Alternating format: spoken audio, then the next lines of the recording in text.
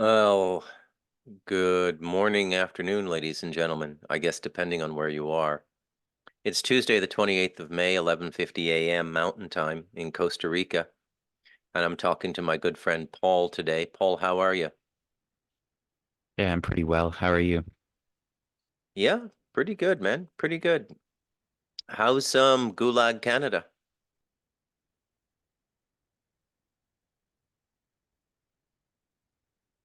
How's the Canadian Gulag, man?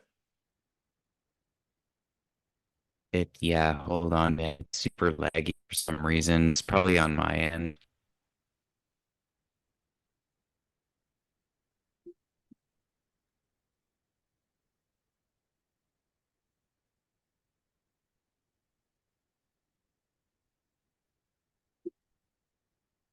You got me?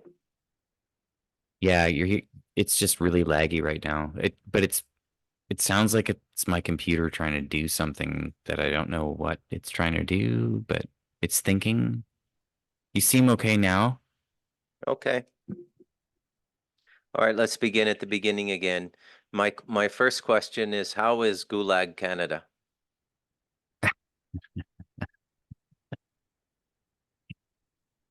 Oh, okay. It's surreal. That would be the most optimistic way I can put it is just surreal. Um, Anything like the 80s. It's not anything like the 90s. It it's not even anything like the 2020s. It's just a mess of either people arguing about something that they have not really any real information about, um, whether that is because they need to pick a side for some kind of virtue or not. I am not quite sure. Um, or it's just a lot of like hatred towards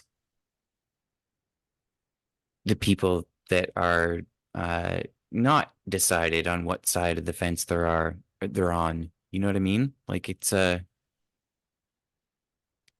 I feel like it's kind of like what's going on in the U.S. Yeah.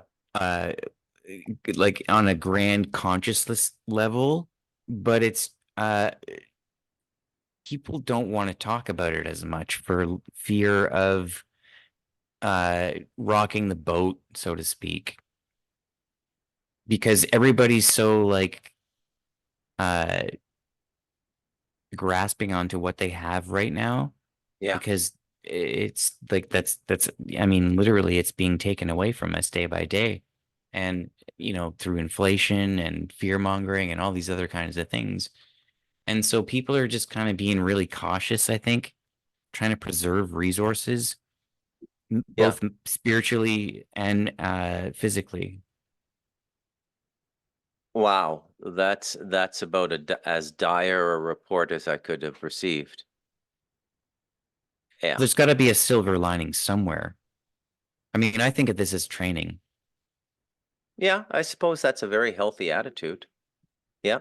I would never let anything really sort of knock me off my pedestal and knock me into, a rage or any sort of sustained imbalance. That's not going to get you anywhere. But at the same time, I can tell you as an outside observer, just following the videos Canadians put up on X and TikTok. And these are not people who stream normally. These are almost like the way people in World War II would write letters from the trenches back home. Mm, And they're just so, and a lot of females, in their mid 20s and, going on and on about their education and everything. And I was told this, this, this, and this, but this is the reality. And, so you're 100 grand in debt with student loans. There isn't even enough money to live or survive. And you've got the burden of your student loan debt. Like it's mind-boggling. It's mm. a, you know, you're I suppose, you're a millennial, right? You're in your 40s? I'm what's called an exennial. What's that? It's in between Generation X and millennial. Okay. It's a sub generation. I take pride in it. Oh, okay. You had a good earning decade or two in your life when the economy was still robust. Yeah, in those decades I was in a band. Yeah, so I didn't make any of that money. Yeah. Yeah, Yeah, and tragically, I was tragically not hip. yeah, yeah. And what do you attribute to this situation in Canada? Do you put it squarely on the shoulders of the leadership? I don't think the leadership is actually the leader in Canada. I think the leadership in most countries are just a puppet to the real leaders. Okay. So like I have a feeling the next election Trudeau's probably not going to get elected unless there's some fraud and he's going to retire because he's bored apparently. Um Running a country is so boring. So he's gonna retire and maybe hopefully he sorts out his family life. Um I seriously doubt it. eh, but I mean even as much as I like what uh Pierre says, Pierre Polivet or what how you pronounce his name. Um, I like his. He's kind of like he's like a more polite Trump in a way. Uh, like I see him as a tool more than a political choice. Hmm. He, so I probably still won't vote when there is an election. I've never voted. It, the Canadian version of politics is basically just like a retarded American politics. So and it's more polite. Like we don't tend to call each other names as much over here in Canada as they do in the States, but in the States it's like expected. Like if you're not a real candidate unless you've called your opponent some kind of name. It's a circus. Yeah, did you see that? Did you see that little cat fight between AOC and some black woman, a Democrat, and Marjorie Taylor Greene? No, no, I didn't. It was like high school shit, man. Like, That's that's what it's gotten down to because that's basically the level of education you're left with when you're 100 grand in debt is high school. What at least what high school used to be, or at least where it's taught at the level in other parts of the world. You come out of well, I high school wasn't, in India, you're like way above grade 13 in Canada. yeah, I was referring more to the emotional level of it, right? Like, it was very high school, like two women fighting in high school. It was shameful. It was some kind of subcommittee or something, but there was about 150 people in the room, and it was being chaired. And Well, yeah, hey, at least it's not fist fights yet and wig hair extension pulling and stuff like that, like they did in where was it? I think it was maybe in Taiwan or somewhere in yeah, Asia. yeah. There was literal fist fights over something so trivial. They've had fist fights in the Taiwanese parliament. Yeah, Yeah. that's that's well known. So let's break this down for the listener, okay? How hard, because I still get people in my family over here asking me if I can get them over to Canada, if I know anybody, because they changed the visa regulations so Costa Ricans can enter Canada now without a visa, or they get a visa at the airport. Doesn't necessarily mean you can work or anything, but you can visit freely. You don't need a visa. And so I get a lot of like nieces and nephews in their 20s and early 30s saying, "Hey, Bruce, can you find me some work in Canada?" And they think that I'm being, I don't know, maybe very negative or something, but I usually say, look, you don't want to go, and here's why. And they're a little put off, but I think I'm doing them a favor. And the reason they want to go is, in some measure, to experience another culture, but the culture they're leaving here in Costa Rica is superior in every way. Canada So doesn't have a culture anymore, man.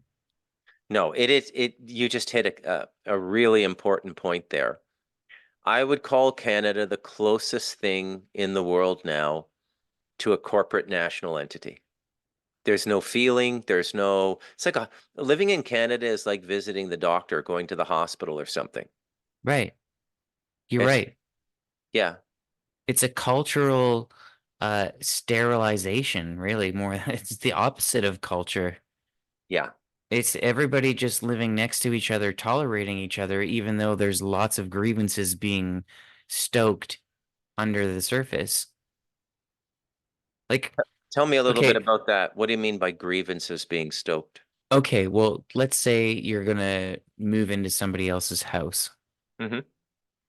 Are you gonna take your shoes off when you get to the door, like because that's what they do in their house? Or are you gonna walk through the whole house with your shoes on because that's what you did in your old house? That's one example. And that's what's happening here. There is no concept of when you move to another country, you're moving to a lot of people's home. That's their house, their home, their where they were born. Hmm. All the customs, the languages, the food, the entertainment, the media, everything is from there. If you're going to leave your country because you don't like it and then come to another one, or let's stop calling it country, let's call it home because I Hmm. think it's more impactful that way. If you leave your home because you don't like it, you don't like the living conditions, you don't like the air, you don't like the weather, whatever it is, and then you go to somebody else's home, wouldn't it make, like, to me this is like common courtesy or common sense. You would want to try to be welcome. You would want to feel welcome there, so that you would want to adopt some of the rules or customs or whatever you want to call them, culture, because that's what culture is basically. It's a construct of rules and customs. Yeah, Why would you not want to adopt the customs of the place you're moving to in order just to feel more welcome? because there are none in Canada.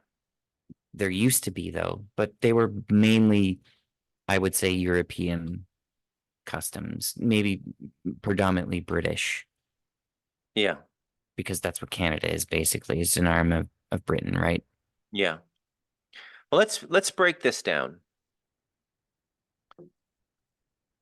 Let's say you make 50,000 Canadian dollars a year, which would be about, I don't know, what is that? What would 70% of that be? Well, I'll Uh, tell you, 50 30 grand a year is double minimum wage. minimum wage is about 12.50 an hour, 15 bucks an hour. It's it's maybe just a little bit over 25 grand a year after taxes. Yeah. That's what minimum wage is. Yeah. Okay. What kind of quality of life are you looking at? Like, explain to people what it would be like renting an apartment, what you could afford, where you could live, how much dis Well, how much disposable income you would have, whether you would be eating meat. those are all variables, man, because at first it depends on how many people you live with, who's sharing the rent. Yeah, So if you have people sharing the rent, that's a force multiplier as far as comfort of life goes, or disposable income, I should say. right, right. And this is basically all it boils down to is what your disposable income is at the end of the day. For somebody like me who lives on their own, I'm using pretty much half of my income just to pay the rent, just that one bill. Yeah. Then because I think I know why we're called hosers a lot up here in Canada because we're getting hosed on everything. I pay almost double what everybody else pays in the world for a cell phone, almost double what everybody else in the world pays for internet and data. Yeah, Almost, let's stop there for a sec. So I have Starlink now, and I pay for 200 megabits per second, I pay 46 US a month, which is again at that's half. Yeah. Yeah, so that might be like $60 Canadian, right? But okay, but you're paying for a satellite, Yeah. direct satellite feed. Yeah. Like you have a dish, right? Yeah. I have to go through uh, a fiber optic network, and sometimes that fiber optic network, some dude crashes a car into the box outside, or you could have a power outage somewhere and it goes down, and once it goes down, that's it. You're screwed. Um, at least with sat, and you're still paying half the price of what I'm paying for this. And I'm using it's called Bell Fibe. Okay. It's fiber optic cable, but where the fiber optic cable gets a signal from is the same cable as where the other uh coax cable Rogers. It's basically a binopoly in Canada. Yeah. I Bell mean, and everybody like, Rogers. yeah, it's basically it, right? And they both get their signal from the same place. It's the cable that runs through the ocean floor. I mean, like, Yeah. and unless you have Starlink, and then you're getting it from the satellites. Uh, Starlink here is hundreds of dollars a month. Yeah. That's incredible. Yeah, I don't know how they get away with it. I don't know why, like, why aren't people like angry about this in Canada? Are we that polite? Canadians are being pushed as far as they can be pushed now. I mean, it's I have a very clear view of it from where I'm living. I don't know if you've been keeping up with the podcasts, but I've done some pretty scathing investigations of Trudeau and who he really is and stuff. And yeah, I mean he's a multi-generational cult member.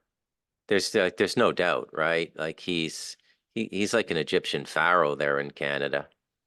And he's like really in many ways a very, very cruel human being, which is the opposite of his public persona, which, how he tries to sell himself. But at the core of his being is a tremendous anger and cruelty. And you can see it in his policies. And then he gaslights everybody. You know, don't you worry, we got your back. There's going to be a rebate on this tax. So you're staffing an office and paying salaries to return money you shouldn't have taken in the first place. So he's creating more and more bureaucracy, which is a communist system, Hmm. right? I mean, the only people getting pay raises that meet the standard of living are the civil servants. Oh, you just brought up something there. I don't know if you heard this. The TTC. Yeah. They're threatening to go on strike again. Yeah. So if the TTC goes on strike now, like if they went on strike 5 years ago, it would still be like it would affect the economy and people's lives. There's a lot of people that rely on TTC because everything is so expensive here. Not a lot of people can afford cars. And so we rely on the buses and the trains. And it seems like it's almost like every 4 or 5 years the TTC decides they're not making enough money, and if they go on strike, they're literally holding the city at hostage. Hmm. And most people think that this strike is going to be averted, but I'm not so sure that Trudeau has a big enough plate to deal with this one. Um, I, I think they can force them to work for a certain amount of time, but it's the same story. This is what happens. They go on strike, the fares go up, and the service gets worse because there's more people coming in than they can accommodate for. What That's is why what is the fare now one way? it cash fare is $3.30. And that's only within one jurisdiction. If you have to go from Toronto to Mississauga, well, I no, you can use the transfer. Yeah, I forgot about Yeah, that. you can and they've integrated all of that now too with a universal card that you can just load up with money. You can get on the GO train, you can get on Mississauga Transit, York Transit, all the Golden Horseshoe area transits. You can use one card, Hmm. but they do charge different rates. How how safe is public transportation? Well, I'm lucky enough to only use one stop on the subway and a bus, but uh, last year, last summer, there was a story. It seemed like almost every 2 weeks of somebody getting either stabbed, beat up, or something happening on the subway where someone got injured or killed. What's It's caused? weird too because you think about when you used to report on subway crimes, they would one of the first things they would give out is this description of the suspect, and one of the first descriptions of the suspect would be the race. Hmm. Now they don't even tell you. They Why? don't even tell you Why do you that description's been left out why do you think that is? because they're not black or white. So That's why I think it you- is. you're saying that if the suspect was black or white, they would report it. Yes, So because that causes more dissonance. what does that leave? Uh, Everybody else. Who is everybody else in Canada or in Toronto now? I haven't been there in a decade. It's literally everybody else. There's everybody's here. I mean, there's Asian. There's two Chinatowns in Toronto. Uh, Where's the second one? I know the old one on Dundas and the Spadina. second one is near Kensington Market. Okay. Okay. Yeah, it's Spadina and College area. Hmm. There's almost two little Indians. I don't know, maybe one is different than the other, but like around, uh, let's say Maine and Gerard over to Victoria Park, that kind of area, that's Little India now. And there's another one of those up north of that as well, like way further up north, Hmm. past Deals even. Like, and Brampton's basically, uh, Bangladesh is what people call it now. Really? Yeah. Huh. Well, that would be a bit erroneous because Bangladesh is in the south and most of the people in Brampton are from Punjab. They're Sikhs. Yeah. Yeah. Yeah. It's a little And bit. you heard about the guy that got killed by Indian nationals in BC? Yeah. Well, yeah, allegedly. Allegedly. I mean, is that the thing Trudeau referenced where the Indian intelligence may have executed somebody on Canadian soil? Yeah, I don't know.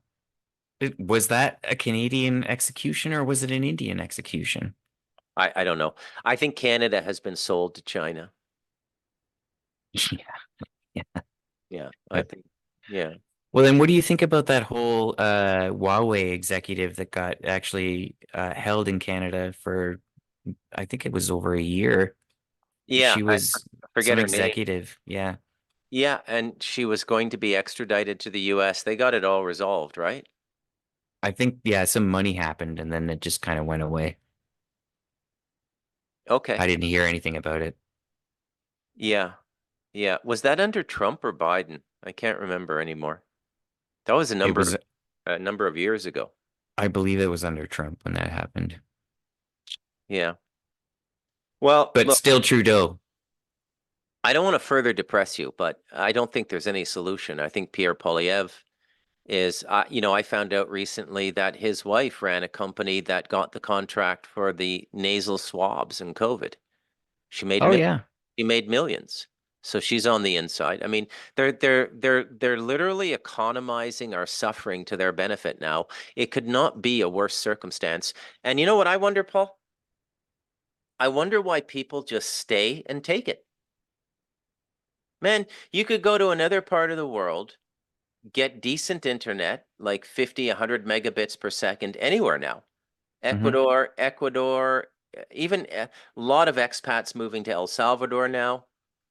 It's a And good question, man. you could work remotely and an income of 1500 US or 2000 US in one of those countries would allow you to live like a king. Now, there's certain things you have to do. You have to learn Spanish, and a lot that would be a big disincentive for a lot of people. I've never had problems learning languages.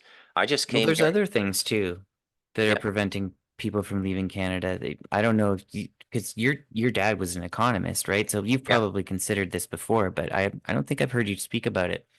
If you have a pension that's based in Canada and you want to leave and then still collect that pension, you're gonna get taxed through the nose, man.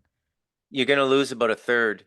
Yeah, that's not cool. Like most people's pensions are just keeping them alive. They can't leave the country. It's a prison. Well, even two-thirds of your pension in a Central American country would double or triple your standard of living based on 100% of the same pension in Canada if that was the only income you had to live on. Oh yeah, that's a good point. Yeah, that okay. Because I did get into a discussion with somebody who I won't name, and I was like, well, if you don't, why don't you ever consider just leaving, like what you're saying? Yeah. Like this is absolute insanity. You're giving most of your money that you're making away. Why are we doing that? Like, why is no? It doesn't seem like anybody's angry about it here. They're all just staring at their cell phones, man. And then there's more. Did Trudeau do the carbon tax increase? Yeah, but see, people like that because the carbon tax increase means that people who don't drive cars and stuff like that get an extra GST check. It's like an extra $100 every 3 months, which is a slap in the face in the grocery store. Yeah, let's talk about that. What are food prices like? What will $100 get? So you're a single man. I mean, Yeah. when I was living in Mississauga, um, in 2014, the last year I lived in Mississauga, the first half of 2014, the first two-thirds of 2014. I mean, I could go to the grocery store and I could easily live on $100 a month. And I would make curries, lentils, brown rices. I would buy frozen vegetables, and I don't eat meat. Um, so I mean, I could easily have a nutritious diet for $100 a month. What's it like now? Now there's a totally different strategy to grocery shopping, and I can see it almost in every single major chain. It's gotten to the point now where things are so expensive, especially things that are perishable, like things that only last 2 or 3 days on the shelf in a refrigerator, like things like meat, eggs, butter, milk, those kinds of things. Uh, they're so expensive that people wait until they're 1 day away from expiring, and then the grocery store has to put them on a discount. Oh, And un so it's 30% off if but you have to cook it tonight. That's that's the only way they're selling anything now. So tell us a little bit about your diet. I don't mean to put you on the hot spot, but I Oh, mean, yeah, you no make worries. you make an average income. Hmm. You work at a large company. Yeah. You make what we would call an average income for a Canadian, okay? So what's your diet like? Are you buying steak and Um, chicken? well, okay, my diet is a little bit unique probably compared to the majority because I usually only eat one meal a day. It's intermittent fasting. Okay. And I've pretty much been doing that without knowing it for most of my life. Um, and I do eat one meal a week at my father's, so that's paid for. Yep. But when I go to the grocery store, it's okay. I stick because of the job I have, it's very labor intensive, like physically. So I can get away with eating basically carbs and protein. That's all I need to eat to sustain myself. And so there's a lot of pasta. There's a lot of ground meats. I like any ground meat. It doesn't matter what it is, because if it's on sale, I mean, that's what you get. Um, I mean, my diet is more not, it's more based on like uh thoughts from my body, if that makes any sense. I seem to crave things at certain times of the year or certain points of my life, and I just listen to those cravings, Yeah. and it seems to be working. And I don't eat 3 meals a day. Like sometimes I don't even eat one meal a day. It depends on how much work I've put into the day, like physical work. Because Yeah. food is either fuel or medicine to me. There's You shouldn't just be eating food just because you enjoy it, because that's gluttonism or whatever you call it. Like Yeah. but I do enjoy I do go out of my way to consciously cook something like at least once a week, because connecting with the food and how it works and cooking it. And even if it's only for yourself, you're making it for like my lunches for the week or whatever. And it's better than buying a Burger King Whopper at lunch instead. I'm Yeah. bringing my own food, put my own energy into it. And so I still try to get uh ingredients that are they don't go bad and that they do, I don't I try to stay away from frozen stuff because if the power goes out, my freezer's useless. I don't have any way to back that up. Well, how often does the power go out in a city like Toronto? You'd be surprised. In my old neighborhood, like 3 years ago, just because of the placement in the infrastructure of the grid, my place would always be the last to get turned on. And I remember I think it was like 2018 or 2017, there was an ice storm and my power was out for like almost a whole entire week.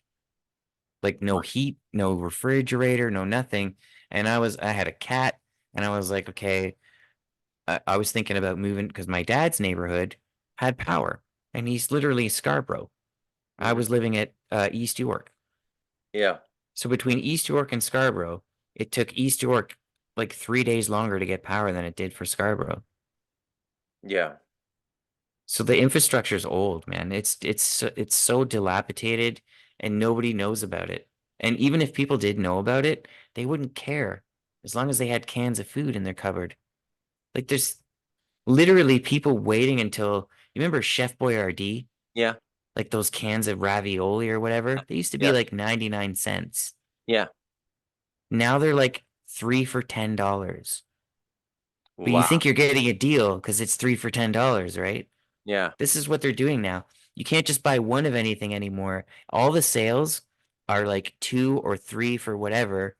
And if people actually stop and did the math, it's very simple math too, but they don't. They just see the three for 10 and that triggers them to buy it. Oh, I'm saving money. When really, if they wait a week, it goes on sale for two for four, and Yeah. you could buy twice as many and save more money. But yeah, they don't buy it when they're manipulating people with prices and sales to try to hide inflation, Hmm. but it's not really working because people are just aren't not making enough money. Yeah. Paul, what do you think happened to Canada? What do you think happened? Because this is fairly sudden. It's happened in the last 15 years. I wouldn't know. I wouldn't say it was sudden. I would say it's kind of been like more of a frog in boiling water type situation. Yeah. And maybe there are frogs that realize, and pardon the pun, I don't mean anything by frogs being Canadian because that is a slur in Canada.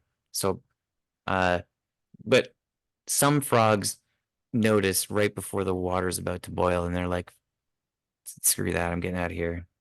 It's too hot. But I don't know what happened, man. And I don't know why like people didn't stand up and stop it. Because it's like a lot of people I talk to in this sort of circle, they all say the same thing. It's like they're all realizing it. They're all admitting that it's been happening forever, but we all have the same question. Why didn't anybody do anything? And I don't know. I don't know why. Maybe there's nothing to do except let it play out.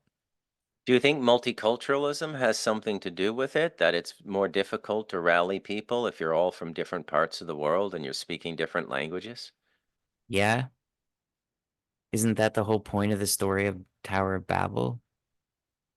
Well, biblical stories have many and layered meanings. I'm not sure what the Tower of Babel really means, but yeah, many languages. Yeah. Throw as many languages into the same area as possible. No one's going to know what anyone's saying. It's easier to control a group like that, isn't it? Yeah. Yeah, it is. It is. And so the universal language in Canada, I guess, would be English. And I'm not going to knock anybody's English abilities here because everybody knows how to speak English, but not everybody chooses to speak it. Yeah. Yeah. And I almost feel like some of the cultures that move here who are multilingual look down on people that can only speak one language. I can only speak English. Yeah, I look down on you. I speak Spanish, English, and Mandarin. Yeah, but I speak music, photography, and cooking. Yeah. Okay, fair enough. Yeah. Um, yeah. Boy, this is really becoming quite depressing, man. It wasn't my fault. Yeah, it is it is the questions I'm asking. There's no doubt about it, What but do you want me to say? Sorry, eh? no, I mean, there's not, you don't have to apologize for anything. It's just, I'm you just know, living up to my Canadian stereotype, man. We I, apologize for everything. yeah, I understand it. Hey, baby. It just sort of becomes, you gotta go down. Gotta go down. Come on. Come on. It just sort of becomes, there's no excuse for it. We're one of the most resource-rich countries in the world. We have an excellent education system. Up until the end of the 90s, we were one of the top three destinations in the world for immigrants coming from other countries. And in like 25 years, they flushed it all down the toilet. Did you hear about the um RCMP report or no, CSIS, the Canadian Secret Intelligence Service authored a report for Parliament warning parliamentarians in the PMO's office, the Prime Minister's office, that the situation economically in Canada was so dire that when Canadians come to comprehend how poor they really are, there may be a civil revolt. Did you hear about that? I did hear it, yeah. And I am actually praying for that. I hope that happens because the civilian population should be revolted by what's happening. Yeah. So I think what they're trying to do is push the West in, first of all, to kill white people. I'm just going to say that out loud. There's and I'm not saying there's any great enmity in the other races. In fact, from what I'm seeing, they're quite sympathetic. And I'm seeing Indian podcasters now and Chinese podcasters saying, "Hey, white people, wake up. They're trying to kill you." I saw this dude on TikTok, this Chinese Canadian guy, read something aloud, and it was all like this anti-white propaganda. And so that would be, if not kill, to break the spirit of white people. And this is economic warfare now. Yep. And what about let's talk about the justice system. Is there open talk about racial bias in the justice system? Would you be treated more harshly for defending yourself on the street and cracking someone in the head with a pipe or a brick than another race? That's a very interesting question too, because of my work environment. I happen to be one of the only ones of my race there. And when I try to fight back on anything that revolves around words like discrimination or favoritism or privilege or nepotism, I can't use those words because of the color of my skin. I They can't tell use them as they I they can't tell use you them as that? an argument. They No, can't. they Yeah. don't tell me that directly, but the results of me using words like that uh end up being that people have a perception of me now being a racist or a typical white, stereotypical redneck, whatever you want to call them, that hates everybody except white people just because I disagree with something. It just automatically goes to that. There's in most of these huge companies, um, name any massive company, their employee base has what's called affinity groups now. And there is no affinity group for somebody like me. And there's in fact not many people like me even working there. So maybe there's no need for an affinity group like that, but that's what the LGBTQ used to be like. There didn't used to be this many of them, but they get more rights at work and more promotions at work than people who aren't. Yeah. And it's happening all over. It's not just my company that I work for. It's it's mainly the big, take the top 10. They have some kind of policy where It's like a quota.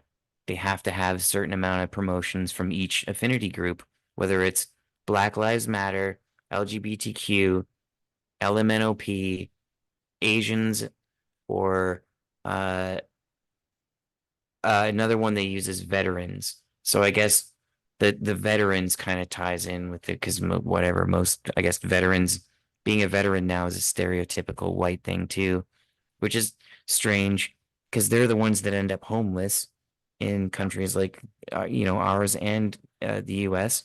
and and that's sad too because when you really look at the homeless population where I live, and I live in a predominantly immigrant area. Like there's not very many white people where I live, but the white people that I do see, they're homeless. Wow.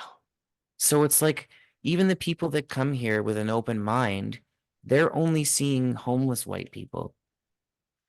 The ones that are like high on meth or trying to rob a grocery store from like, you know what I'm saying? Getting kicked out by the cops and then like, yeah, I don't know what you're supposed to do about it. I think too many cooks in the kitchen spoils the broth is a cliche for a reason, but I don't think they were talking about a broth. Holy, so look, Paul, I'm gonna pick on you a little bit, okay? Okay, yeah, yeah. Buddy, what in the fuck are you still doing there? Like, why didn't, why don't you just, did you see the podcast where I played that clip from the beginning of My Dinner with Andre? Hmm.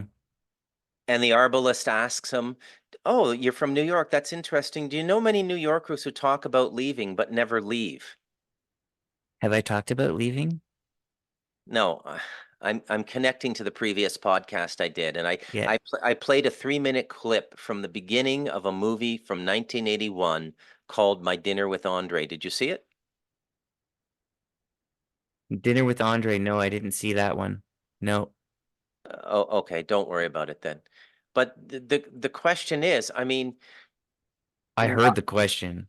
why don't you go somewhere else and look for a better life? Like, why don't you even go to rural Canada and like just build a log cabin and get some solar panels and an internet connection and work remotely, and 2 grand a month is all you need. You won't even need that if you have a chicken coop and a greenhouse. I Like, know. why stay in this shithole city when every policy of the government is telling you you're not welcome here? Well, I'm not over characterizing that, right? It no, is. you're totally not. I'm just making sure that I don't answer that in an irresponsible way. There, there's two reasons why I personally don't. One of them is family. Uh-huh. I can't, they don't want to leave. So, and I don't want to leave them here because they're not going to be here that much longer. Mm-hmm. Um, that's the main reason.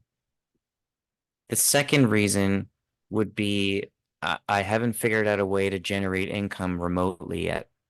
But once I do that, um, if Customer I can, service. Dude, once I do that though, that is some lazy ass, I'm stoned all the time bullshit. I'm sorry, I'm gonna call you on this. That's a fucking day's research. Look for the headhunting agencies that specialize in remote work.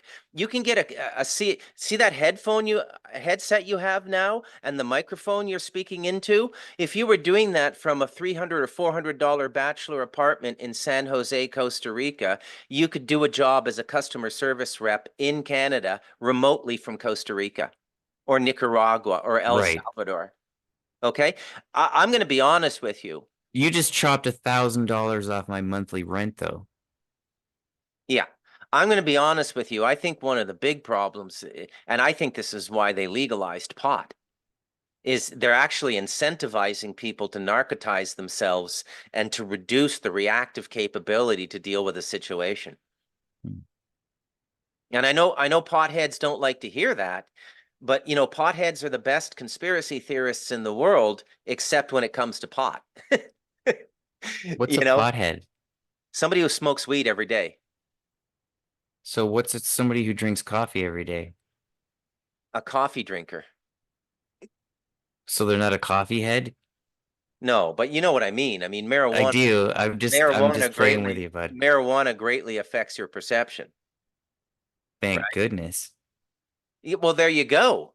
But do you not think that's part of the reason you're so passive about your situation?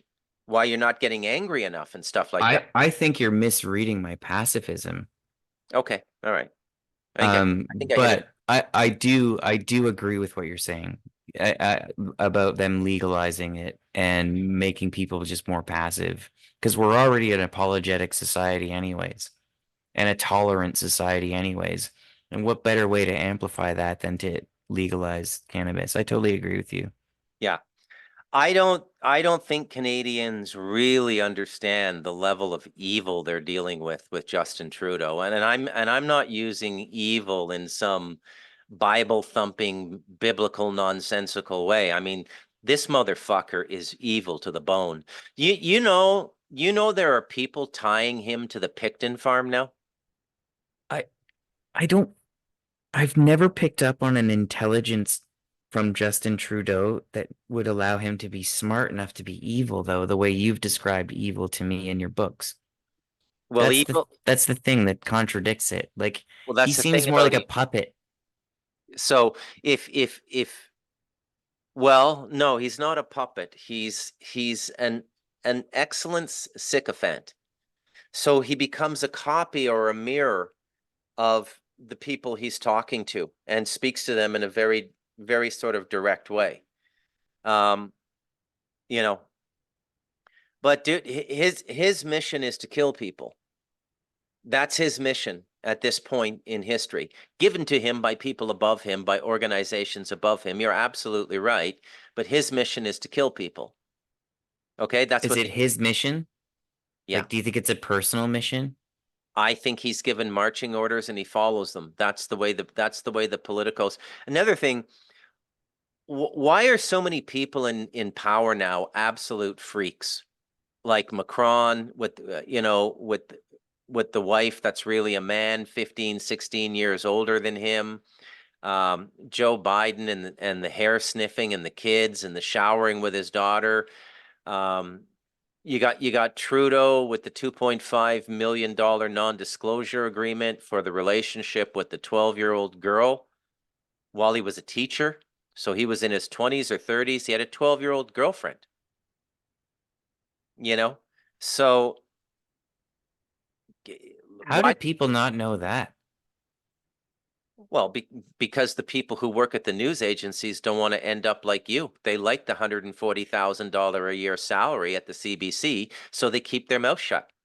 Right. I mean, pretty much everybody, like, I don't blame anybody, but everybody at a certain level is losing their soul now.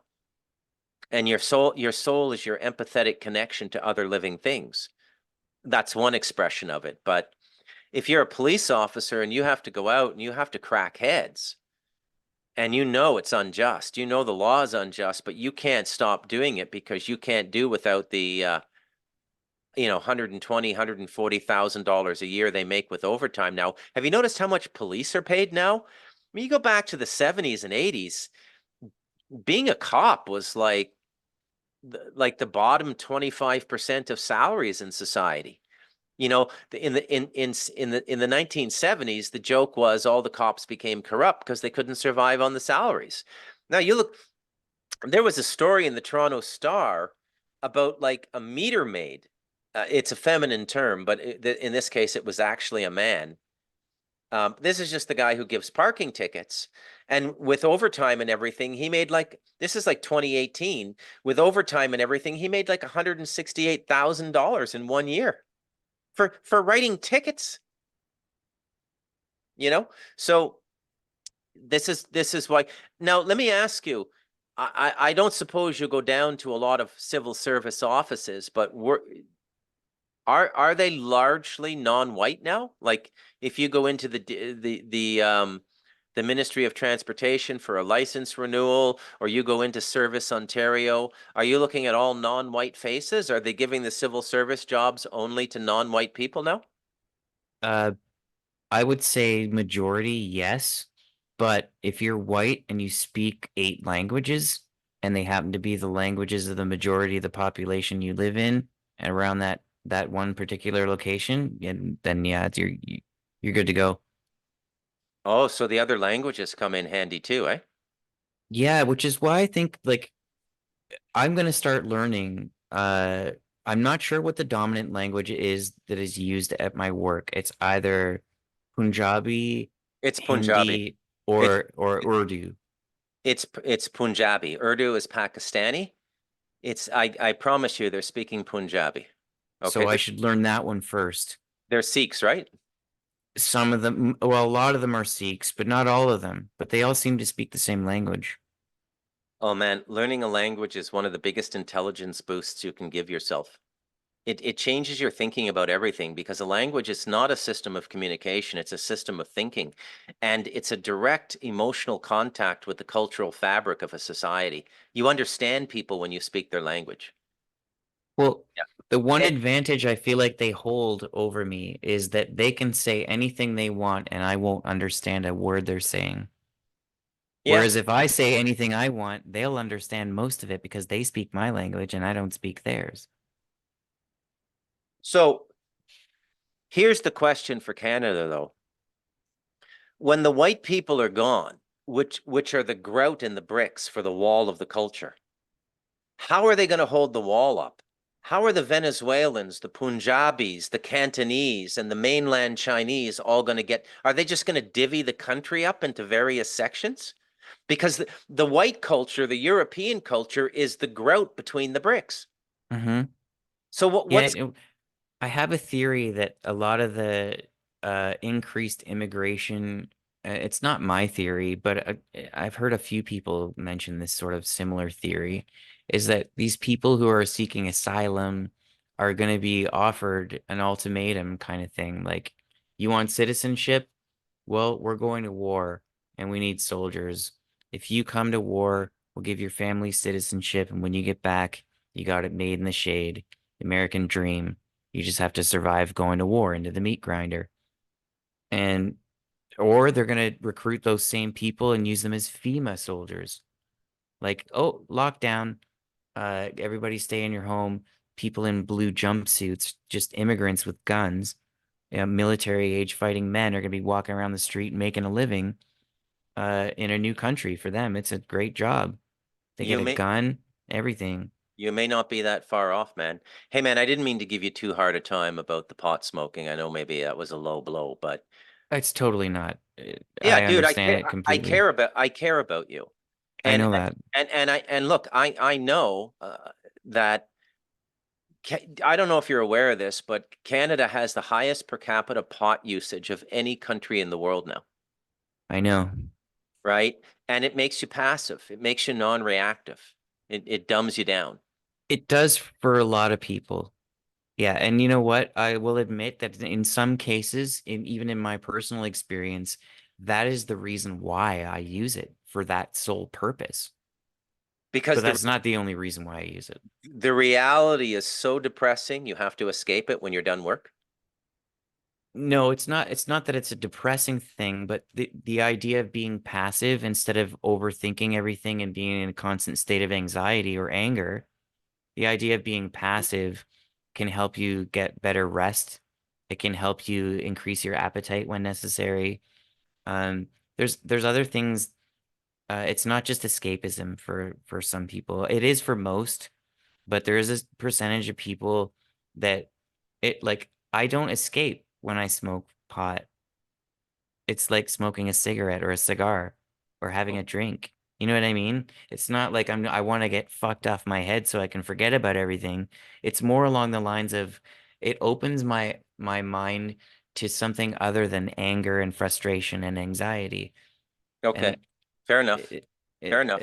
like it sounds kind of like an addiction sort of speech, whatever, but um I can see there's differences in people the way they use certain things. Yeah, Like even people that drink coffee, some people can have 1 cup a day, some people can't go an hour without a cup of coffee. yeah, that's me. So, but you got good coffee in Costa Rica, bro. Oh, dude, you have no idea. I do. I have an idea. Oh my God. I haven't had it fresh, but one of these days, man. Yeah. Yeah, it's phenomenal coffee. Um, well, what else can we cover about Canada, my birth country, and what's going. Now, my son is doing well, but he actually followed your recipe without even knowing he was doing it. He learned another language. So he speaks fluent Spanish now as a result of living over here and building this house for me. Right. And I don't know if you know this, but a lot of the construction, the hard labor, is being done by Mexicans and Latinos now. Hmm. So Yeah. it's good for him to know that language then, clearly. Yeah. Well, he's a foreman. He crews like four Mexicans. They don't speak English. They're from Guadalajara. The company can't do without him because the owner of the company and the foreman of the foreman who drives from site to supervise work, they do fine concrete finishing. Um, they can't do without Brandon because they don't speak Spanish, Right. you know? And Interesting. and that's another thing too, is that there's in the trades, there's a lot of companies now that are using unpapered people for the labor and just paying them under the table, Yeah. Yeah, right? that's crazy. We have some similarities, some kind of weird numerical coincidences. I believe you're exactly what 30 years older than your son, right? 31, yeah, 30, 31. Yeah. And I'm exactly the same age older than my son as well. And he's in the trades. Oh, good for And him. yeah, he's 18 now. Yeah, Um, so he dropped out of high school, went straight into construction, and now he's making more money than I am.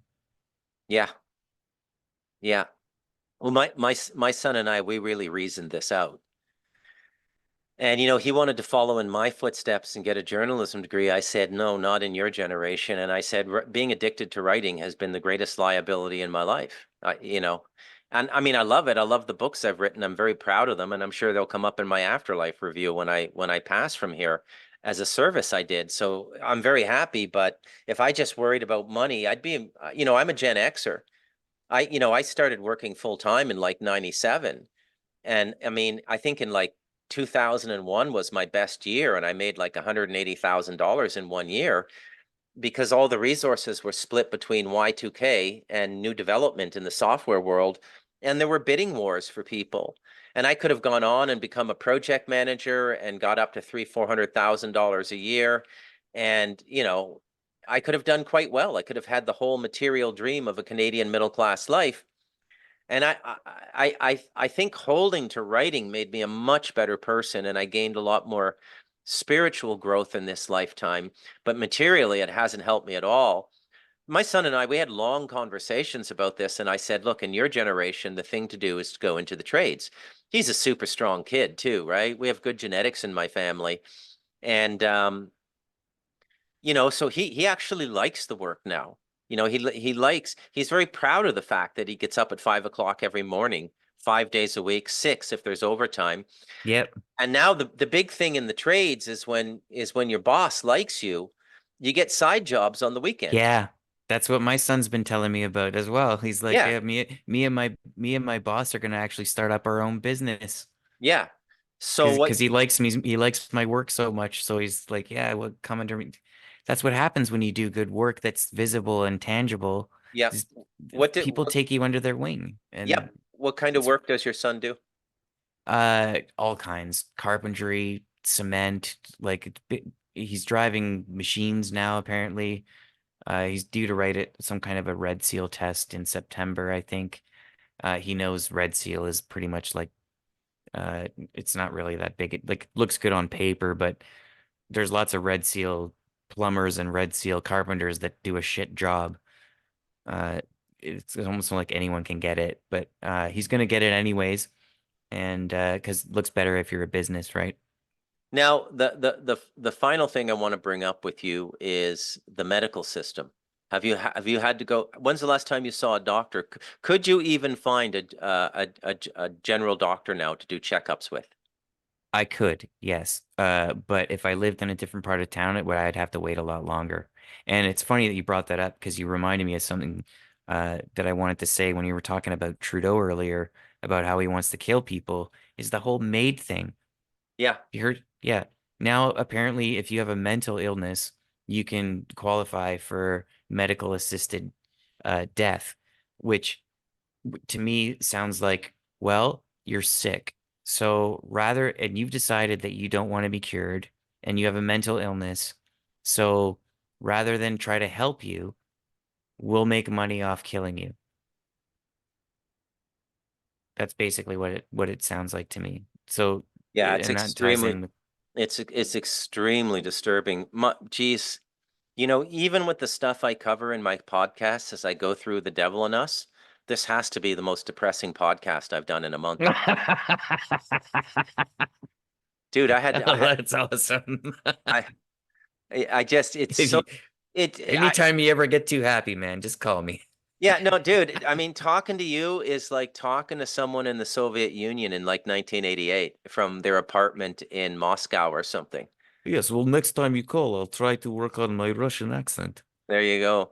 Anyways, Paul Sinclair, ladies and gentlemen, thanks for doing the podcast with me, Paul. Hey, You pleasure as always, Bruce. this is Anytime.